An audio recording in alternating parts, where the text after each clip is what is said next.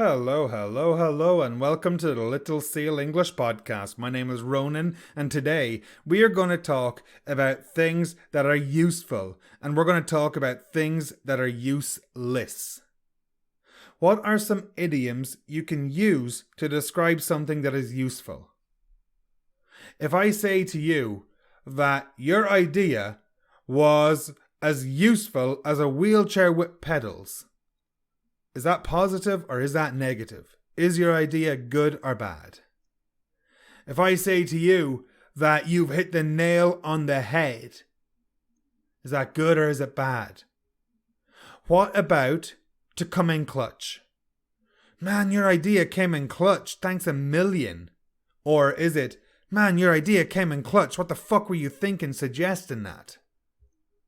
Well, if you don't know the answers, keep listening, because this podcast is all about usefulness and helpfulness, and of course if we're talking about that, we must talk about the opposites. So altogether, we're going to talk about some different adjectives for describing usefulness and uselessness. We're going to talk about positive and negative idioms for it, and then we're just going to have just some concluding remarks. And then we're going to talk about responding to bad ideas. So if someone suggests something that's not going to work, what do you say? What do you say without making the person cry or without making the person too upset? Keep listening to find out. My name is Ronan. This is the Little Seal English Podcast. Thank you for listening. Let's get to it. Let's take a look at just some positive, not so much idioms, but just like phrases that you can use for something that is useful. So if someone has an idea and the idea is actually useful, you could say it's incredibly beneficial. And if something is incredibly beneficial, it is just incredibly helpful. Beneficial, nice academic adjective there. Spot on is another more informal phrase that you can use. Man, what you said was spot on. It was perfect. That was spot on. Don't do it any differently. His idea was spot on. I don't know how he figured it out, but he did. Someone could say something is a step in the right direction, and that just implies that something is positive and you're moving in the right way. It might not be the final solution. It might not be the everything that you need, but it's a start and you can build on it. So your idea was good. It wasn't great, but it's a step in the right direction and it gives us something to work with, for example. Now with that one, you could also say that a person is on the right track. And when a person is on the right track, they are going in the right direction. They're not there yet. They're not finished. But if they continue, they're going to get there and they're going to be finished and it's going to be positive. When a person has a great idea, you can say they hit the nail on the head. And so that's another positive response to something that is useful. Hey Ronan, how's this suggestion? Oh, Ronan, you hit the nail on the head. Thanks. When a person says something that is just right at the right time, they hit the nail on the head. So it implies that a person has accurately identified something, but also found the perfect solution. A person has accurately identified the perfect solution for something. They've hit the nail on the head. You could use it in a conversation when you're just chatting with some friends and you're all trying to figure out why a person did something and someone gets it. Man, you hit the nail on the head. You're so wise. Can you think about a person who always knows the right thing to say to you? Can you think about a person who just someone you can go to that you can rely on for solid advice? Maybe there's a person who you can go to and you're able to vent to them and they always know what to say, even if it means saying nothing at all. That's a person you could say who knows how to hit the nail on the head. Man, I love talking to that person. They always hit the nail on the head with their advice. Can you think of a person who never hits the nail on the head with advice? To be honest, we don't really use this idiom in the negative sense. It's usually just in the positive. But I can think of several people in my life that when I need help or when I need advice, I can go to them and they will hit the nail on the head with their advice. So, just to revise those more positive phrases or responses to something that someone has done, to something that is useful. It was incredibly beneficial. Spot on. A step in the right direction. To be on the right track. And you've hit the nail on the head. So all those are positive ways to talk about something, to talk about how something is useful. All of those. It could be a suggestion. It could be something that someone gives you. It could just be a bit of advice that someone gave you. Man, that advice was incredibly beneficial. Thank you so much. That advice was spot on. It was just what I needed to hear. So think about some things in your life or some times in your life that you could have said, that was spot on. Was it advice or was it something that someone did at work? Now, for everything that is useful, there's obviously useless, the opposite. And sometimes, people come up with ideas that are just useless. They come up with ideas that are just not beneficial at all. And we're going to talk about those now. And we're going to look at, say, 5 different ways to talk about something that is not useful. 5 different adjectives. Number 1, ineffective. Number 2, impractical. Number 3, inefficient. Number 4, irrelevant. And number 5, inadequate. In, ear. Sorry. In, ear, and in. The different prefixes. So number 1 was ineffective.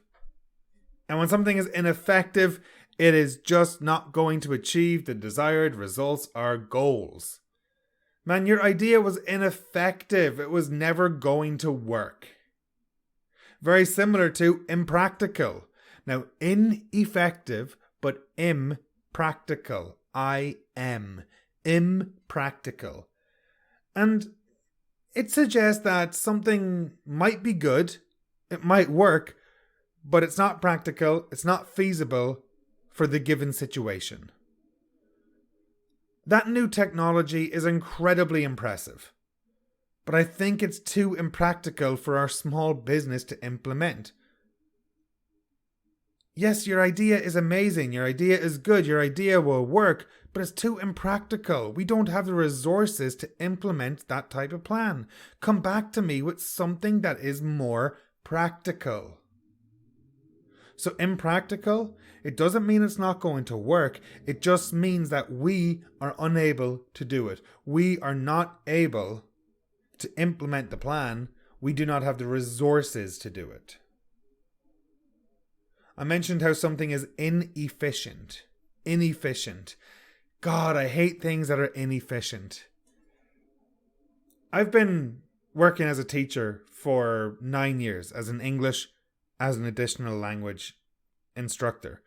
And I have created some very efficient methods to testing. I've created some very efficient methods for contacting my students or for creating resources. And I love efficient processes. I love processes that just go well. Step 1, step 2, step 3, step 4, finished. Those are efficient. I hate processes that are inefficient. I hate inefficiency as a whole. Inefficiency will cause unnecessary delays. Inefficiency will mean people are angry. Inefficiency will mean that people are not working to 100%, that a system is not working to its capacity or it's not working to its potential. So if a process is inefficient, if a person's idea is inefficient, if something is inefficient, it is just not useful. It's not worth it. Yes, your process works, but it's too inefficient. Look how much time we're wasting. Look how much money we're going to waste if we implement your plan. Can you come up with something that is more efficient, please? So inefficient, very negative adjective for something that is just a waste, essentially. You're not using something to its ability or for its purpose. I spoke about irrelevant, and that's using the prefix IR. Irrelevant. And that would suggest that something is just, well, it's not relevant, it's not applicable, it's not pertinent to a particular situation. Man, your suggestion is completely irrelevant to this current problem. Can you come back with something more relevant, please? Man, the information in this report is irrelevant to what we're doing. Why are you telling me this? As a teacher, I need to look at essays or presentations and find the irrelevant information. Just because someone says something doesn't mean it's relevant. And when people bring up irrelevant information, boy, does it get annoying. In politics, people love to bring up irrelevant information. And what I mean by that is, you could be talking about a politician who you like or you don't like, and someone brings in something that is not related to the current situation. You know a person is losing an argument when they bring in irrelevant information. When they bring in information that is not connected to the argument, they are losing. The information in this report is irrelevant to our current research project. The information in this report is not connected. It's not pertinent to our current research project. It doesn't make a difference for our current research project. It is useless information. As a teacher, like I said, I need to listen to make sure students are presenting relevant information. Irrelevant information is called fluff, F-L-U-F-F, and it's information that doesn't hold any weight. It's useless, get rid of it. And the last adjective I spoke about or mentioned in my list was inadequate. Inadequate, and that's what the prefix I-N. And it just means that something is insufficient or it's just not going to work. Your suggestion was a start, but it's too inadequate to implement. It just won't work, I'm sorry. The current training program is inadequate for our students. We need to revise it. Sometimes teachers do not have the ability and they are inadequate to teach online. They are unable to teach online. Me personally, I feel I am more than adequate to teach online, but I know a lot of people who are inadequate at teaching online. They're unable to teach online. They fail to reach the minimum standard for what you need to teach online. So overall, some adjectives for describing how something is not useful: ineffective, impractical, inefficient, irrelevant, and inadequate. Now get out there and use those adjectives for describing things that are not useful. Alright, let's have a look at some of the negative idioms for describing usefulness. You know, we often use idioms in response to what people say. We often use idioms to convey a message in just one sentence instead of a couple of different sentences. And honestly, it can just paint 1,000 words. You know, we have that phrase in English, a picture paints 1,000 words. Well, so do idioms.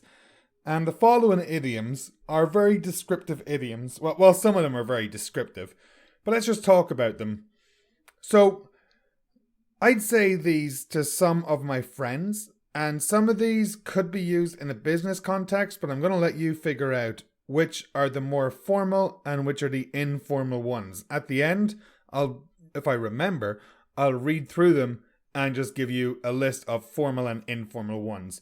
But the very first one is as useful as a chocolate teapot. Yes, as useful as. Now, we use that construction a lot. and we use it to compare a person's idea to something else. Your idea is as useful as blah, blah, blah, blah, blah. Now, in that example, I said a chocolate teapot. A chocolate teapot, useless, terrible. What else is terrible? A glass hammer. A glass hammer is something that, you're going to smash it once and boom, it's going to be broken into a million pieces. You could also say, as useful as a wheelchair with pedals. I love that one. Very inappropriate. As useful as a wheelchair with pedals. Man, your idea was as useful as a wheelchair with pedals. Man, do not ask him for help. His ideas are always as useful as a bloody chocolate teapot. So, a few different variations of it there. And all of those variations, the chocolate teapot, a glass hammer, a wheelchair with pedals, all of those are incredibly negative.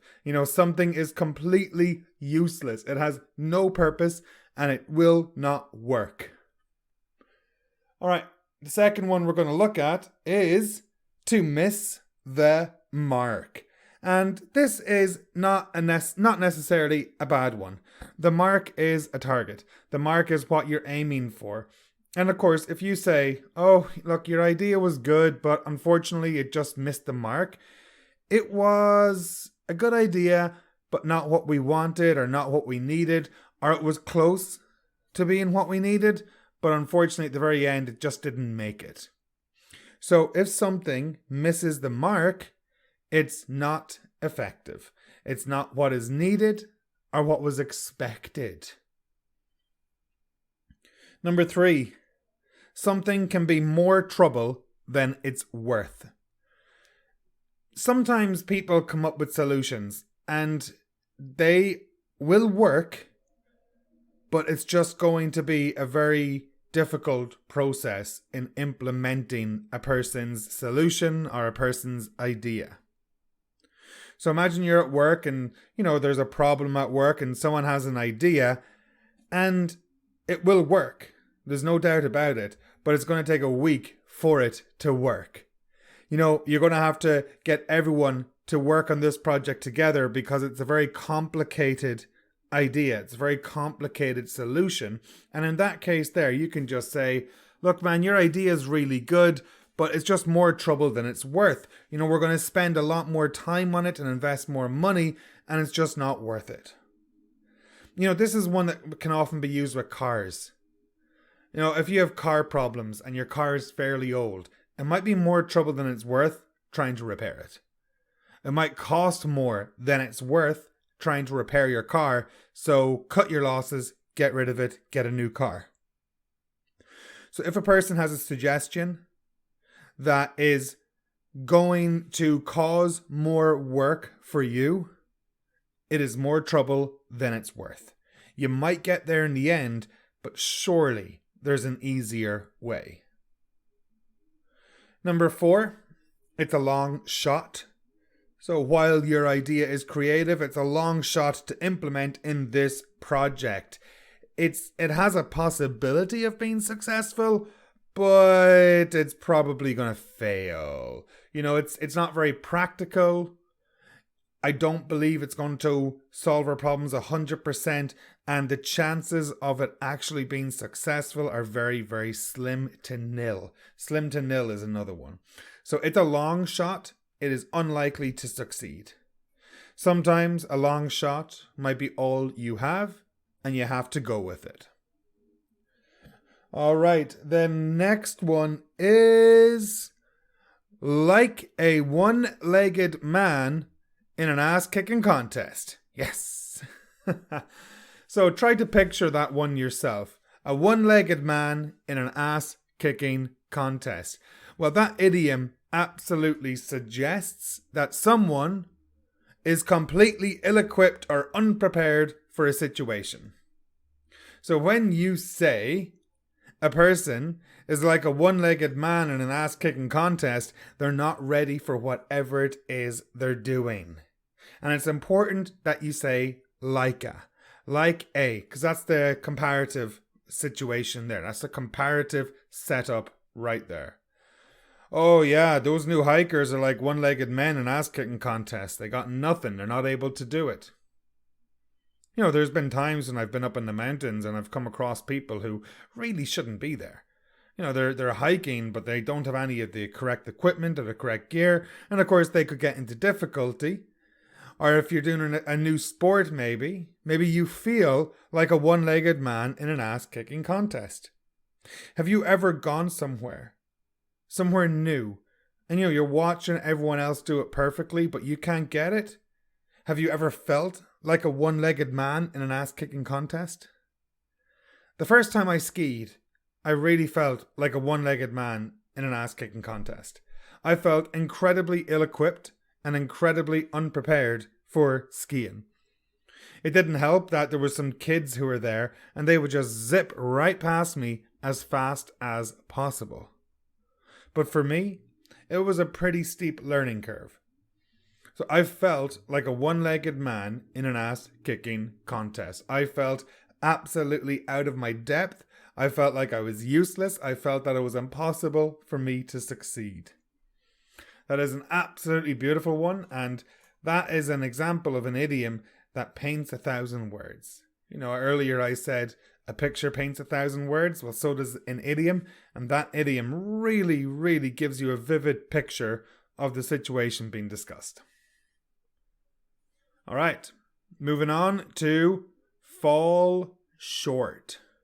Fall short, very similar to come up short, and it just means that something was close to being successful, but unfortunately it didn't. You can use it in a variety of situations.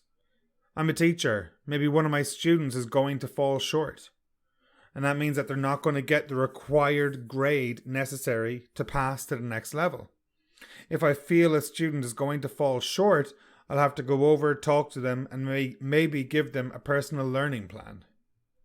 You know, I don't want my students to fall short, but sometimes it happens. When something falls short, it doesn't meet the expected standard or level of performance. It's good, but it's not great. It has potential to be great, but it still needs a little bit of work. Man, your work is continuously falling short. We need you to work harder or get the fuck out, you're fired. Very harsh. So, to fall short, to come up short, suggests that someone or something was close but didn't make it. You know, maybe they didn't have enough resources. Maybe their ability wasn't there and they were just unable to achieve something or do something. They fell short. Another way to talk about usefulness or how something is useless, you can call it a pipe dream. A pipe, P-I-P-E. And that is very similar to a long shot, very similar to something that's not going to be successful. It's an idea that is unrealistic or too impractical to implement. I appreciate your enthusiasm, but your idea is a pipe dream at this point. We do not have the resources to implement it. You need to come up with another idea, please. I appreciate your enthusiasm, but your idea is a long shot right now. We do not have the resources to implement your idea. So, a pipe dream, something that is just too difficult, too impractical, or too unrealistic to actually be achieved. World peace is a pipe dream. Do you agree or disagree? The climate crisis. You know, we have these great ideas, but a lot of them are just pipe dreams. It doesn't seem like anyone is going to implement them. Okay, so for the last 10 minutes, I just spoke about different idioms, negative idioms, for describing something that is useless. I started off by saying as useful as a chocolate teapot, as useful as a glass hammer, as useful as a wheelchair with pedals. And all of those are negative. None of those are very suitable for the office, but if you were to use one, chocolate teapot is the best, or glass hammer. Best stay away from anything regarding disabilities. At work, that is. I spoke about how something missed the mark. And you can say, unfortunately, it missed the mark. Unfortunately, great way to set up an idea and to let a person know negative information is coming next. Unfortunately, you missed the mark. Unfortunately, your idea is as useful as a wheelchair with pedals. Pack your shit and get out. Unfortunately, it's more trouble than it's worth. So unfortunately plus phrase. And it missed the mark. It wasn't quite exactly what we wanted. It missed the mark. Try again. I spoke about how something is more trouble than it's worth. When it's more trouble than it's worth, it's impractical, it's too long of an idea. I spoke about it's a long shot or it's a pipe dream, two very similar idioms.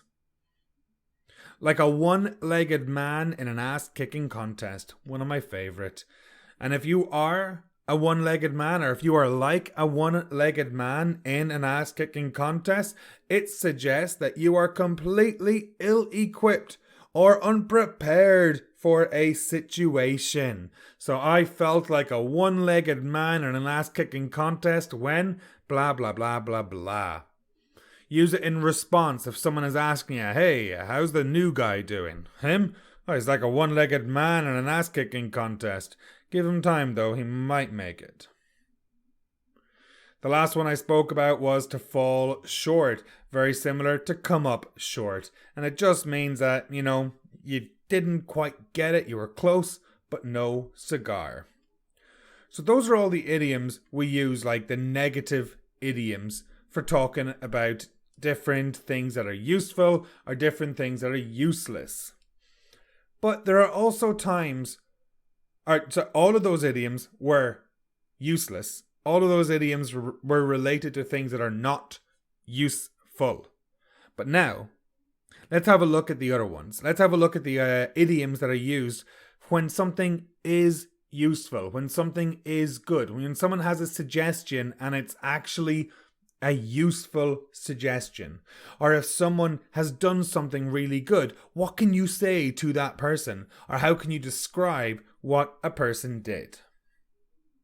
Well, the very, very first one that we're going to talk about is to come in clutch.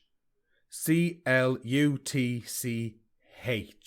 And if something comes in clutch, it suggests that something was useful in a critical situation. We're not talking just about a random situation. We're talking about a very important and a very critical situation. So your idea came in clutch. Thank you so much. Maybe you're camping. I have to think of examples with camping because I'm so used to it at this stage. And there's been times I've been camping and you might forget something. So let's say you're camping and you forget the tent peg, which means, you're afraid your tent might blow away in the wind. What can you do? Well, you go into the forest and you get a branch or a twig and you try to make a peg yourself. And I've done that in the past, and sometimes they come in clutch. And if they come in clutch, they are just exactly what you need at a critical moment. Critical moment, a very intense moment. It could be a make it or break it moment, and this thing helped make it. It could be gum to stop some sort of leak. It could be a bit of gum to stop a leak in a pipe, for example. It's usually used for some sort of makeshift help or solution to a problem, and it came in clutch. So something really helped you. Use it in response to a person. Hey Ronan, how did that idea work out for you? Oh Ronan, it came in clutch, thanks a million. So use it in response to let a person know that you really appreciated what they did or what they gave you. Use it in response when a person says, hey, how was blah blah blah blah blah? That came in clutch, thanks a million. Now the second one, if you're talking to a person, you could say, hey, thanks for saving the day. Thanks for coming to the rescue. Two idioms that suggest that someone or something rescued a situation. Oh, his idea saved the day. Ronan came to the rescue with a wonderful idea blah, blah, blah, blah, blah. Hey, thanks for saving the day last week. You really got us out of a hoop. So just a few different ones there. Save the day, come to the rescue. The next one is to pull out all the stops. And when a person pulls out all the stops, they do everything. They do absolutely everything they could to help you in a difficult situation. My car is in the garage right now. There's a problem with my car. I am really hoping the garage pull out all the stops. I actually had to switch garages because I felt the last one wasn't pulling out all the stops. It's really annoying when you have a good garage or a good mechanic and then it just starts to go downhill, because that's been my experience. I've had this one garage that I go to and I have been going to for years in Kelowna, and I noticed a few new faces there. I noticed that the main manager guy who I'd always talk to is no longer there, and he's not on the website anymore. And since then, they kind of have gone downhill, and I feel they don't pull out all the stops like they used to. So I'm taking my car to a new garage, hoping that they pull out all the stops, because my current one don't seem to be. So to pull out all the stops is when you do everything to try figure out a problem or to help in a difficult situation. To pull out all the stops, you work very, very hard to make a good impression. Oh, my parents are coming. I'm going to pull out all the stops. I'm going to get everything ready for their great holiday in Canada, for instance. If someone has a really good idea or someone helps you with something big time, like really, really helps you, you can say, they saved your ass. Yes. My God, he saved my ass last week. Did you see what he did?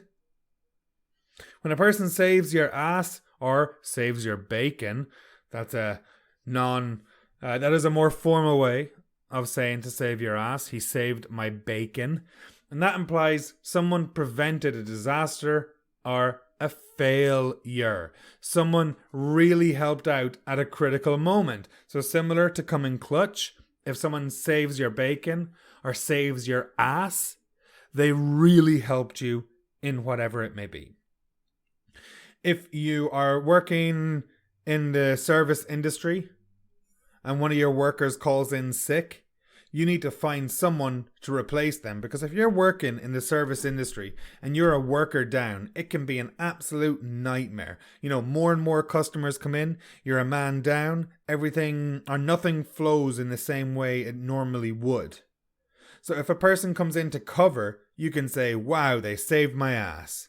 Oh, thanks for coming in, man. You really saved my ass today.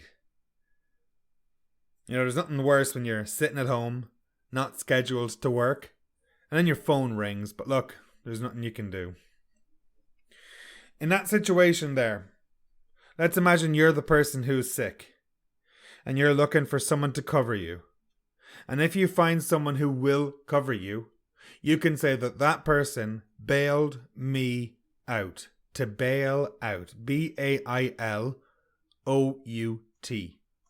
And when a person bails you out, they are helping you to get out of a very difficult or problematic situation.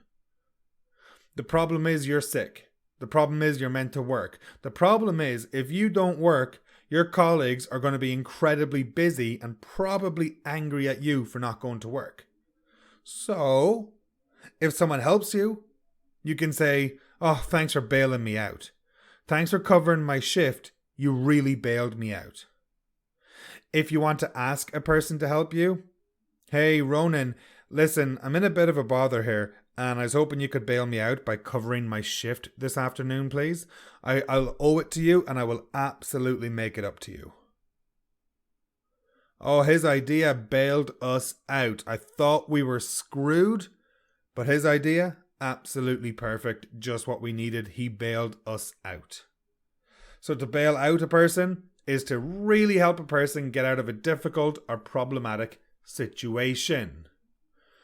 So folks, actually one more thing. Yes. If a person does have a really good idea, and these are just some reactions that we can say. So a person has a really good idea you want to react to it and you want to just get everyone's attention, you could say, get that man a cigar. Get that man a beer. I could kiss you. But you might get fired if you say that last one. I could kiss you, workplace harassment and everything like that. Probably get called up to human resources. But you could say, get that man a cigar. Or you could say, man, I owe you a beer, for example, when someone helps you. Get that man a cigar is more informal and old. Get that man a beer, or I'll get you a beer, I owe you a beer. Just some ways to show appreciation for what a person did. All right, so just to revise those idioms, the very first one was to come in clutch. The second one, I think, was to save the day or come to the rescue. We had to pull out all the stops. We had to save my bacon or to save my ass, and we had to bail a person out. And all of those are more positive than negative. Earlier, we looked at the negative ones. These are the positive ones. So folks, not get ready, but what you should do is you should start looking at using those idioms to describe different things. Go back and listen to this portion of the podcast again and catch the examples that I used as well, because the examples are more off the cuff and maybe more natural. All right, what are we going to look at now? Now we're talking about responding to bad ideas. There have been times when someone suggests something that is just not practical. There are times when a person will suggest something that is useless. And there are times when someone suggests something or gives you a solution or an idea that is just absolutely counterproductive, and you want to scream at them and give out to them for even suggesting something so impractical or stupid. What can you say in those situations? How do you respond to a bad idea? How do you respond to a bad idea without angering the person, upsetting the person, or just insulting the person? Well, there's a few different ideas. One thing that you could say is, that's an interesting idea, but have you considered blah, blah, blah, blah, blah? And that phrase or that response acknowledges the person's idea while suggesting an alternative. It's an interesting idea. And it might have legs. But have you considered blah, blah, blah? Have you considered approaching it this way? Have you considered changing that part?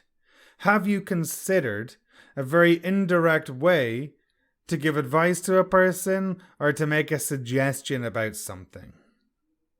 Now, another one that we can use, as opposed to that, is, I see where you're coming from, but I don't think it's practical because. I see where you are coming from. I acknowledge your idea. That's very similar to, that's an interesting idea. I see where you're coming from. I appreciate your input. All of those mean the same thing. And then you follow up with the negative part. You follow up with the main idea.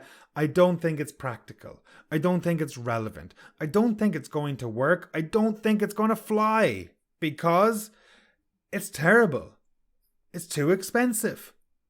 Were you high when you did this? Did you wake up today and decide to smoke some crack? I think I mentioned that in the last podcast, but it's one of my favorite. That's definitely one that you do not say in response to a person. Oh man, your idea. Wow, what can I say? How long have you been doing crack, hey? Do you want to just tell us? Don't say that. So, I see where you're coming from, but I don't think it's practical because. Now, another way you can do it, a more neutral way. Hey, let's explore this further and see if we can come up with a more workable solution. I'm open to the person's idea. I'm open to the person's input, but we're going to need to do some work on it. It's a good idea, but it's not finished. It's a good starting point, but we still have a lot to do in relation to it. So let's explore this further and Come on, man, let's explore this further together and see if we can come up with a more workable solution. Let's see if we can make some changes to your idea.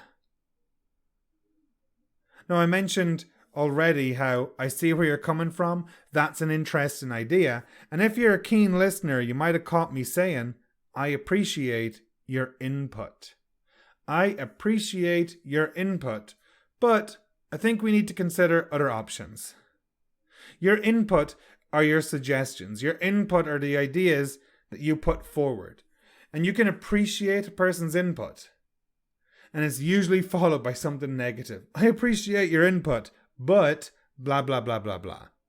I think we need to consider other options.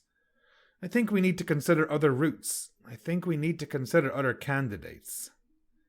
So you acknowledge a person's idea, and then you kind of just shoot it down. So those are some good phrases there for responding to bad ideas. That's an interesting idea. Have you considered? I see where you're coming from, but I don't think it's practical because. Let's explore this further and see if we can come up with a more workable solution. I appreciate your input, but we need to consider other options too. And that, everybody, is that. Thank you for listening. My name is Ronan. This is the Little Seal English Podcast. I hope you enjoyed this episode. If you did, let me know. Please contact me. Send me a message on Instagram, on Telegram. Go to my website. Please do go to my website, littlesealenglish.com. I'm starting to upload some freebies that you can download. I'm starting to get together a mailing list and big things coming. So do me a favor, go to my website, littlesealenglish.com. Take a look around. And I hope you're all happy. I hope you're all healthy. And thanks for listening. Chat to you soon.